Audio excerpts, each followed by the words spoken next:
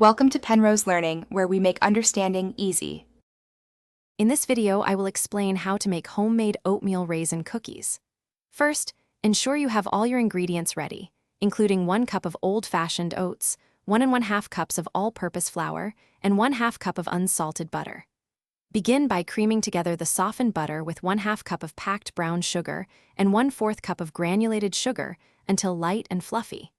Then, beat in 1 large egg and 1 teaspoon of vanilla extract. Next, in a separate bowl, whisk together your dry ingredients: 1 1/2 cups of all-purpose flour, 1 teaspoon of baking soda, 1/2 teaspoon of ground cinnamon, and 1/4 teaspoon of salt. Gradually add this dry mixture to your wet ingredients, mixing on low speed until just combined. Be careful not to overmix. Finally, gently fold in 1 cup of old-fashioned oats and 1 cup of plump raisins. Now it's time to bake. Drop rounded tablespoons of your cookie dough onto a baking sheet lined with parchment paper, leaving about 2 inches between each cookie.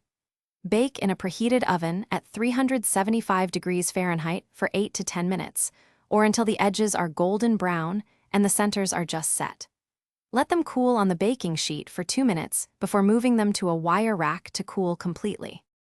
Your homemade oatmeal raisin cookies are now ready to enjoy.